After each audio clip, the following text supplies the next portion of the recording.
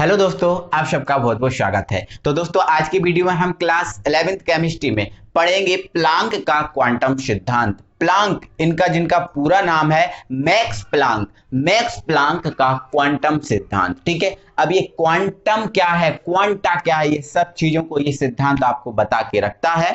ये सिद्धांत आपको बताता है कि जो प्रकाश है, इस प्रकाश को कैसे चलना चाहिए, किस रूप में और किस रूप में ये प्रकाश चलता है ना। तो ये जो आपको सिद्धांत है काफी कुछ सिखा कर जाएगा, सीखेंगे, बहुत अच्छे से सीखने वाले हैं। बट थोड़ा सा वेट, पहले आप दोस्तों हमें ये बताइए कि आपका जो प्रकाश है, या फिर मान लो प्रकाश ऊर्जा है, या हम जो बोल रहे हैं ये ध्वनि जा रही है, मतलब ये ध्वनि ऊर्जा है, आपकी चुंबकीय ऊर्जा है, या फिर किसी भी प्रकार की जो ऊर्जा है, वो ऊर्जा किस प्रकार से गति करती है, पहले आपको ये पता होना चाहिए, है ना।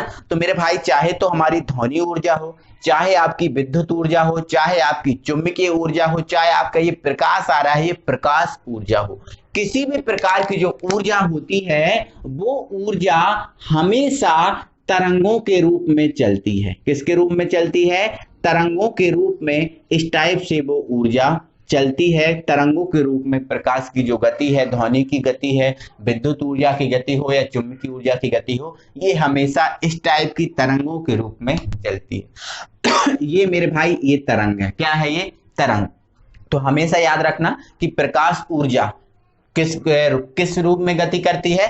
तरंग के रूप में गति करती है, तरंग के रूप में चलती है। ठीक है, इस प्रकाश को ही हम बोलते हैं क्या? विकिरण। प्रकाश को ही हम क्या बोलते हैं मेरे भाई? दूसरे नाम से विकिरण। ठीक है, तो ध्यान रखना है, प्रकाश या जो विकिरण होता है वो एक तरंग के रूप में चलता है। और आपको पता ही है मेरे भाई, जो प्रकाश वेग होता है वो होता है 3 × 8 मीटर पर सेकेंड। मतलब 3 × 8 लगभग अगर देखें तो 30 करोड़ निकलेगा। कितना निकलेगा? 30 करोड़ मीटर एक सेकंड में प्रकाश की जो गति होती है। ठीक है, तो इतना आप समझ गए, प्रकाश हमेशा तरंगों के रूप में चलता है। अब हम आ जाते हैं प्लांक महोदय के क्वांटम सिद्धांत पर। तो दोस्तों, अब हम सीधे इस सिद्धांत पर पहुंचते हैं। ठीक है, तो मेरे भाई चलो पहुंचते हैं। तो इस सिद्धांत का जो प्रतिपादन है, आपको मैंने पहले ही बता दिया था, इस सिद्धांत का जो प्रतिपादन है सन 1900 में किया गया था। कब किया गया था? सन 1900 में। और किसने किया था? तो ये आपका मैक्स प्लांक ने किया था। जो प्लांक महोदय है इनका पूरा नाम है मैक्स प्लांक, ये वैज्ञानिक है। ठीक है, तो सन 1900 में मैक्स प्लांक ने किया था, इतना आप समझ गए हो। ठीक है, अब ये किया था और इस सिद्धांत में इन्होंने क्या क्या कहा उस तो देख लेते हैं। ठीक है, तो लिखा है इस सिद्धांत के अनुसार। अब इस सिद्धांत के अनुसार क्या बोला उन्होंने, ये देखो। ठीक है, तो सबसे पहले उन्होंने बोला कि जो विकिरण मतलब ऊर्जा। जैसे आपका ये प्रकाश आ रहा है, मतलब ये विकिरण आ रहा है। प्रकाश का मतलब क्या है? एक विकिरण होता है। क्लियर हुआ ना? प्रकाश मतलब विकिरण या ऊर्जा मतलब विकिरण। ठीक है, ध्यान रखना, है ना। तो विकिरण या फिर ऊर्जा लगातार तरंगों के रूप में ना चलकर, जो मतलब आपका जो प्रकाश होता है वो प्रकाश लगातार तरंगों के रूप में नहीं चलता। ऐसा नहीं होता कि प्रकाश निकला तो वो हमेशा तरंगों के रूप में ही चलेगा, ऐसा नहीं होगा। तो यही बोला कि लगातार तरंगों के रूप में ना चलकर ऊर्जा के, मतलब जो ऊर्जा होती है, जैसे प्रकाश ऊर्जा है, विद्युत ऊर्जा है, कोई भी ऊर्जा है ना, ऊर्जा के छोटे छोटे पैकेट या बंडल के रूप में चलती है। अब ये चीज क्या कह दी मेरे भाई, आपको समझा रहा हूं। मान के चलो ये मैंने दो धातु की छड़ें ली। ठीक है, अब इन दोनों धातुओं की छड़ों को मैंने क्या कर दिया? एक सेल से जोड़ दिया। किससे जोड़ दिया? एक सेल या बैटरी से जोड़ दिया। जब मैं सेल या बैटरी से इन दोनों छड़ों को जोड़ दूंगा तो इन सेल या जो दोनों छड़ें हैं इनमें धारा का प्रवाह होने लगेगा। तो मैंने इसमें किससे जोड़ दिया? यहां दिख रहा है क्या? ठीक है, बैटरी से जोड़ दिया, है ना। बैटरी से जब जोड़ूंगा तो इसमें ये दोनों छड़ें हैं, इनमें धारा का प्रवाह होगा। सिंपल सी बात है। अगर मैं कोई धातु का टुकड़ा लूं, लोहे का टुकड़ा लूं, उसमें करंट लगाऊं तो करंट तो फ्लो होगा, उसमें कोई प्रॉब्लम नहीं होगा। ठीक है, ऐसे ही किया मैंने। यहाँ पर ये दो धातु की छड़ें ली, कोई भी धातु ले ली, है ना, उनको बैटरी से जोड़ दिया, तो सिंपल सी बात है इसमें धारा का प्रवाह होगा। अब यदि इन धातु की छड़ों पर इनमें धारा का प्रवाह हो रहा है, और अब इन धातु की छड़ों पर मैं क्या करूं, इन पे मैं उच्च ऊर्जा का प्रकाश गिराऊं। क्या गिराऊं? प्रकाश गिराऊं। अब इन धातु की छड़ों पर मैं क्या गिरा रहा हूं? प्रकाश को गिरा रहा हूं। क्या गिरा रहा हूं? प्रकाश को गिरा रहा हूं। ठीक है, एक सेकंड मैं इसको छोटा कर रहा हूं, मतलब इसको मैं माइनस बना रहा हूं, इसको मैं प्लस बना रहा हूं। ठीक है, ध्यान रखना ये माइनस वाला होता है कैथोड। क्या होता है? कैथोड, है ना। और जो प्लस वाला होता है, जिनमें प्लस की धारा आ रही होती है, तो वो होता है आपका एनोड, है ना। क्योंकि इसमें माइनस धारा आ रही तो ये भी माइनस होगा, इसमें प्लस धारा आ रही मतलब ये भी प्लस। तो माइनस वाला कैथोड और प्लस वाला होता है एनोड। क्लियर? ठीक है। अब मैं क्या कर रहा हूं, इसमें तीव्र प्रकाश को गिरा रहा हूं। बहुत ज्यादा प्रकाश मैंने लिया और इस प्रकाश को मैं ये जो धातु की छड़ है, इस धातु की छड़ पे गिरा रहा हूं। तो मेरे भाई, जब इस धातु की छड़ पे मैं तीव्र प्रकाश को गिराऊंगा, तीव्र प्रकाश को क्या करूंगा? गिराऊंगा, तो क्या होगा मेरे भाई? ये जो धातु की छड़ है, इस धातु की छड़ से कुछ कण निकलने लगेंगे, कुछ कण निकलने लगेंगे। और वो कण आपके कौन से कण होंगे? इलेक्ट्रॉन कण होंगे। कौन से कण होंगे? इलेक्ट्रॉन कण होंगे। ठीक है, तो अब हमने देखा भाई, हमने प्रकाश को धातु पे गिराया तो प्रकाश किस में बदल गया? छोटे छोटे कणों के रूप में बदल गया। छोटे छोटे कणों के रूप में बदला कि नहीं? बोलो।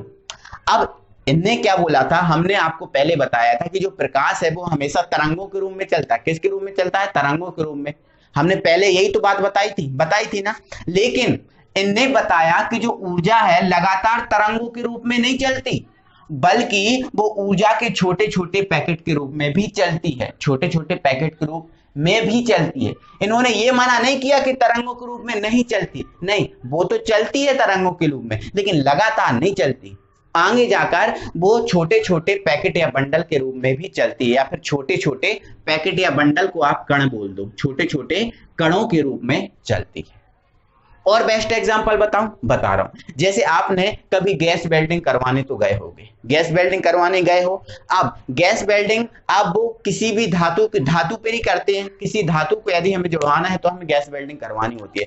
अब वो धातु की छड़ पे अगर वो वेल्डिंग करेंगे तो वो धातु की छड़ पे आप देखना कि उस पे वो तीव्र प्रकाश को गिराएंगे, तीव्र प्रकाश को उस धातु की छड़ पे गिराएंगे। जब तीव्र प्रकाश को जब उस पे गिराएंगे तो हमने देखा है छोटे छोटे उसमें से कण इधर उधर गिरते हैं। हमने देखा है क्या? छोटे छोटे कण वो उधर उधर गिरते हैं, क्योंकि उसने प्रकाश को धातु पे गिराया तो वो धातु की छड़ से टकराया और उसके छोटे छोटे क्या बन गए? कण गिर गए, और कण वो बिखरते हुए दिखाई देते हैं। समझ में आपको आया? ठीक है ना।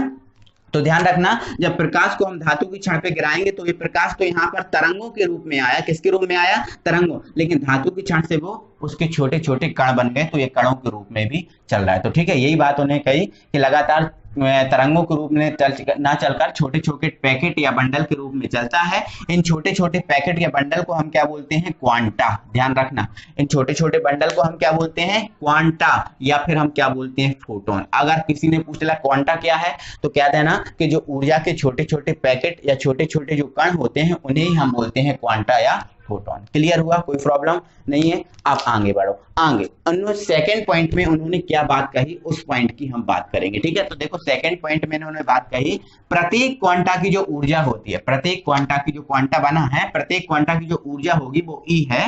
वो आवृत्ति, क्या? आवृत्ति। आवृत्ति को हम किससे व्यक्त करते हैं? देखो ये आपका क्या है? भी। इस भी में यदि ये पूंछ लगा दें तो बन जाता है आपका न्यू। क्या बन जाता है? न्यू। तो इस न्यू, ये है न्यू का साइन, इस न्यू से हम आवृत्ति को व्यक्त करते हैं। ठीक है, तो ऊर्जा प्रकाश की ऊर्जा प्रकाश की आवृत्ति के समानुपाती होता है ना। तो ध्यान रखना, जो क्वांटा की ऊर्जा होती है प्रकाश की आवृत्ति न्यू के कैसा होता है? समानुपाती, है ना। अगर अर्थात में बात करें तो अर्थात में क्या बात होगी? ई समानुपाती न्यू। ई समानुपाती क्या हो जाएगा? आपका न्यू हो जाएगा। ठीक है, अब यहां यदि हम समानुपाती का साइन हटा दें तो समानुपाती का जब साइन हटाएंगे तो एक आएगा नियतांक, और वो नियतांक आएगा एच। क्या आएगा?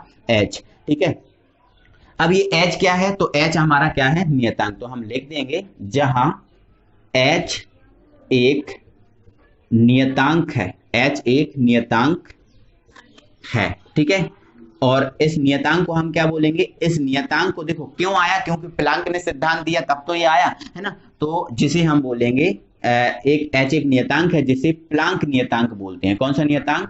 प्लांक नियतांक। तो ध्यान रखना, अगर किसी ने पूछ लिया कि एच क्या है तो आप झटके से बता देना प्लांक नियतांक। ठीक है, कहते हैं। ठीक है, अब प्लांक नियतांक है और इस एच का मान कितना होता है तो ये भी आपको पता होना चाहिए, ये भी इंपॉर्टेंट है ना। इसका मान होता है 6.8 6.2 इंटू 10⁻⁻34 है ना, 6.62 इंटू 10⁻⁻34 जूल इंटू सेकेंड, ये इसका मात्रक होता है, ये एच का मान है। ठीक है, अब कोई ने अगर बोला कि थ्योरी बताओ तो ये सब बताना है ना।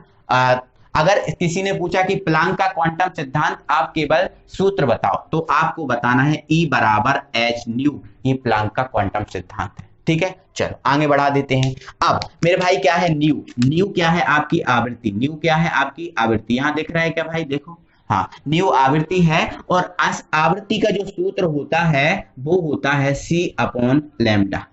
क्या होता है, C अपॉन लैम्डा, इस आवृत्ति न्यू का ये सूत्र होता है। तो यदि न्यू का सूत्र इस न्यू की जगह हम रख दें तो हमारा क्या बन जाएगा, तो यहां पर हम लिख देंगे तब E, देखो ये है H सेम रहेगा, और न्यू की जगह हम क्या रखें, जो न्यू है न्यू की जगह हम रखेंगे C अपॉन लैम्डा, तो C अपॉन लैम्डा। तो ये फाइनल हमारा प्लांक का क्वांटम सिद्धांत इधर से इधर तक आया है, आपको भी इधर से लेकर इधर तक ये करना है। तो प्लांक ने हमें क्या चीज सिखाई है कि जो ऊर्जा है, विकिरण है, वो हमेशा तरंगों के रूप में नहीं चलता है ना। क्यों हमेशा तरंगों के रूप में नहीं चलता, बल्कि ऊर्जा के छोटे छोटे पैकेट या छोटे छोटे कणों के रूप में चलता है। ठीक है, आगे प्रत्येक क्वांटा की ऊर्जा आवृत्ति की समानुपाती होती है। हमें यहाँ एक नियतांक मिला जो हमारा प्लांक नियतांक है, इसकी ये वैल्यू है। ये सिद्धांत हमारा इधर से इधर तक पूरा थ्योरी के साथ कंप्लीट हो गया। आई होप कि आपको समझ में आया होगा, कोई प्रॉब्लम नहीं होगी।